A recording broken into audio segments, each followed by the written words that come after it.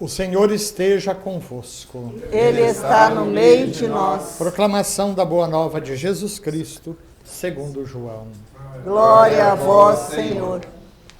Naquele tempo disse Jesus aos judeus: em verdade vos digo, se alguém guardar a minha palavra, jamais verá a morte.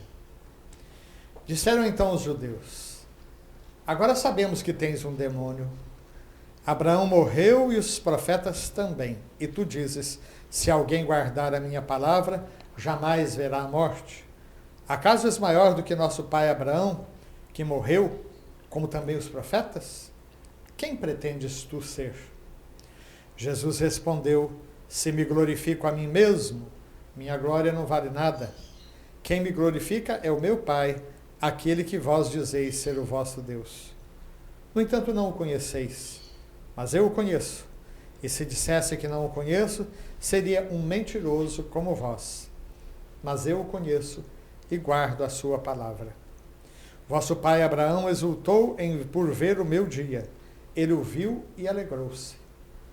Os judeus disseram-lhe, então, nem sequer 50 anos tens e viste Abraão? Jesus respondeu, em verdade vos digo, antes que Abraão existisse, eu sou. Então eles pegaram em pedras para apedrejar Jesus, mas ele escondeu-se e saiu do templo. Palavra da salvação.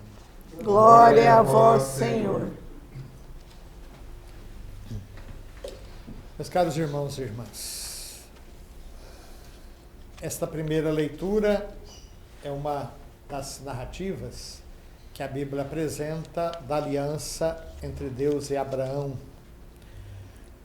Vejam, eu sempre gosto de lembrar ao nosso povo que quem não tiver presente o conceito de aliança dificilmente vai entender a Bíblia, seja o Antigo quanto o Novo Testamento.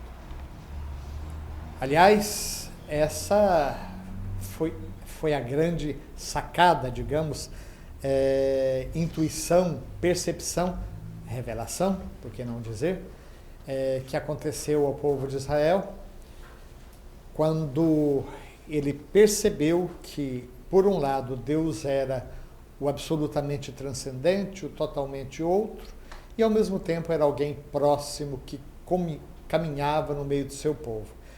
O nosso Deus é um Deus aberto à aliança. Existem várias alianças na Bíblia. Inclusive, podemos ver que já depois do pecado original existe a promessa de que a descendência da mulher iria esmagar a cabeça da serpente. E com Noé, nós temos uma aliança chamada aliança cósmica, em que Deus se compromete com toda a criação, de não mais mandar o dilúvio para renová-la.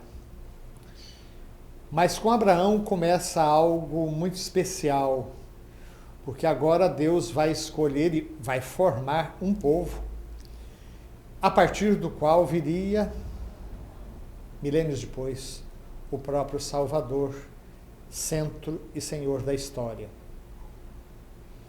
De modo que a aliança com Abraão, que, como eu disse, é narrada 2 vezes no livro do Gênesis, e também, mais tarde, outras alianças. Essa aliança com Abraão é renovada com Isaac, com Jacó, mas depois nós temos, já na saída do Egito, a aliança feita com Moisés, depois a renovação que o povo faz da aliança com Josué, já na posse da terra prometida, e a promessa de uma aliança nova que vai abordar não mais o tema da terra e o tema da descendência, mas de uma renovação a partir de dentro, né? Eis que arrancarei do vosso peito o coração de pedra, colocarei no lugar um coração de carne, infundirei o meu espírito sobre vós e fareis que obedeçais a minha aliança e cumprais os meus preceitos, os meus mandamentos. E sabemos que Jesus sela a nova e eterna aliança justamente no seu sangue. De modo que esse conceito de aliança é muito importante. Deus que vai se comprometendo com o seu povo. E é interessante que existem modelos de aliança tirados entre os reinos daquela época e que podiam ser de dois tipos. Dois reinos ou dois reis igualmente poderosos assumiam um compromisso mútuo, estabeleciam cláusulas, inclusive ofereciam sacrifícios aos seus deuses, um pacto de sangue ou de outra forma, de modo que a maldição daqueles animais, é a outra narração da aliança com Abraão, né, que nós não lemos hoje, mas pairaria sobre aquele que rompesse a aliança. Mas muito mais importante para as alianças que Deus faz com o seu povo são as alianças que aconteciam entre um grande soberano, um grande imperador e os pequenos reis dos vassalos. Esse imperador, na realidade, ele dava aliança, ele concedia aliança e ele exigia a fidelidade dos seus vassalos. Deus e o seu povo, naturalmente, não são iguais. Não se trata de uma aliança entre iguais. Deus dá aliança com muito mais razão do que aquela de um imperador tratando com seus vassalos. E Abraão é o primeiro escolhido para ser a cabeça do futuro povo que Deus deveria formar para si. Então fica para nós que é muito importante a gente aprofundar sempre mais nesse conceito da aliança. E, naturalmente, as revelações dessa aliança na Bíblia são progressivas, né? Como eu disse, em Abraão, Isaac, Jacó, a promessa diz respeito à posse de uma terra e de uma descendência mais numerosa que os grãos de areia da praia, do que as estrelas do mar. Mas Deus quer ir avante e vai prometendo uma aliança renovada, que já não se preocupa tanto com a terra, sobretudo para o povo que já estava em diáspora, que já estava fora da terra de Israel, e mesmo ali continuava sendo o povo escolhido. E agora esse povo deveria cumprir a aliança de uma maneira diferenciada, mesmo vivendo espalhado no meio das nações, deveria ser aquele povo que observava fielmente a lei do Senhor e lhe prestava culto como seu único Deus. No Evangelho, nós temos uma discussão, e é interessante que nesses capítulos 7, 8, 9 de São João, vai crescendo cada vez mais o conflito de Jesus e, sobretudo, as autoridades religiosas do seu tempo, né? E hoje ele retoma a aliança de Deus com Abraão, a própria figura de Abraão, que se tornou para todos os povos modelo de fé, porque Abraão, vai dizer a carta aos Hebreus, que é aquele que soube esperar contra toda esperança, né? Jesus vai dizer que antes que Abraão existisse, eu sou. Ele começa falando que se alguém guardar a minha palavra, jamais verá a morte. E, inclusive, São João faz questão de ressaltar essa afirmação, precedendo-a com o amém, amém vos digo, quer dizer, em verdade vos digo. É como se Jesus quisesse realmente ali dar um certificado de que esta palavra é realmente sua e verdadeira. Se alguém guardar a minha palavra, jamais verá a morte.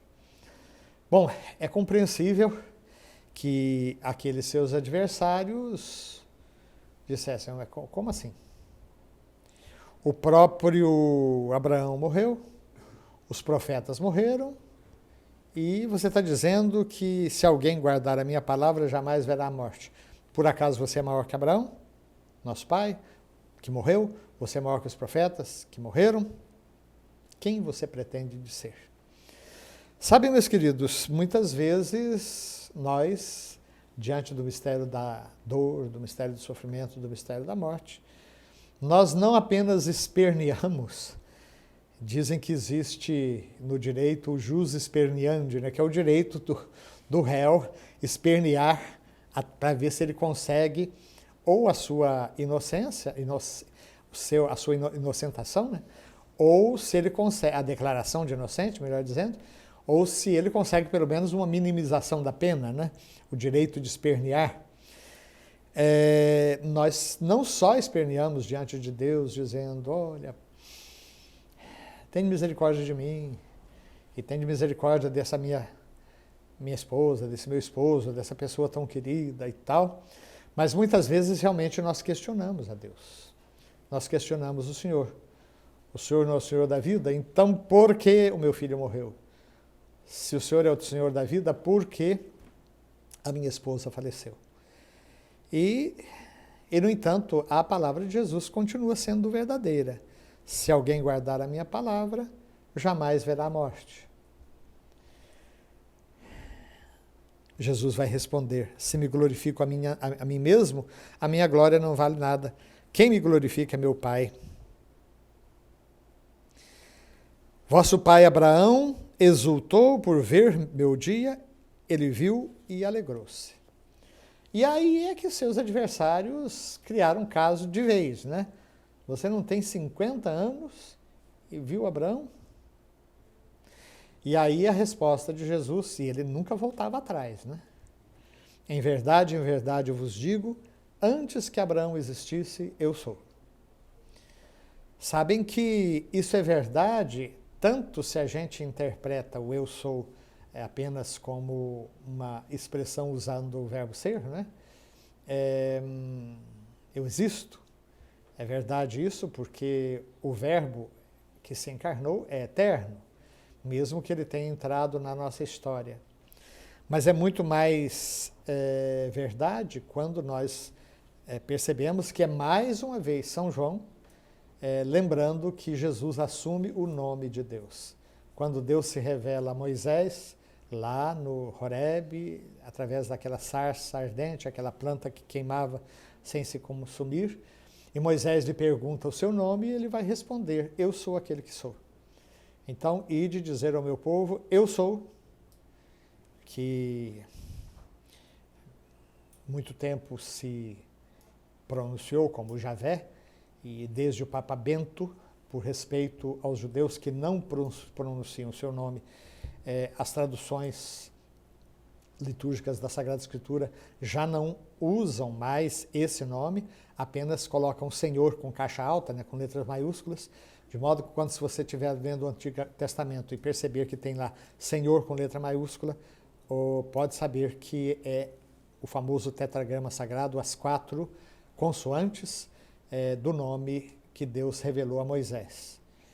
E Jesus, na cruz, ele se define, né? Quando tiverdes levantado o Filho do Homem, então sabereis que eu sou. Não apenas quem eu sou, também. A verdadeira revelação da identidade de Jesus se dá justamente na cruz. Eu sou. Aqui, mais uma vez, Jesus vai dizer, antes que Abraão existisse, eu existo. Não, não é só isso, também. Mas antes que Abraão existisse, eu sou. Mais uma vez, é Jesus assumindo o nome do próprio Deus. Bom, aqueles adversários de Jesus pegaram em pedras para apedrejá-lo, mas ainda não tinha chegado a sua hora, como vai dizer sobretudo São Lucas, mas também São João.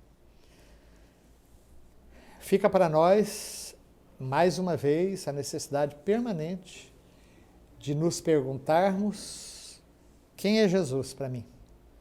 Quem é Jesus na minha vida? A nossa pretensão, dizem os estudiosos da religião que não são cristãos. Eles vão dizer, a nossa pretensão é muito grande.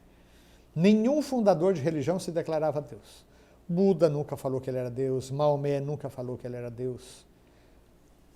Os povos hindus, o fundador não era uma aliança, era uma espécie de oráculo, era um contato com a divindade. Mas conosco é muito diferente.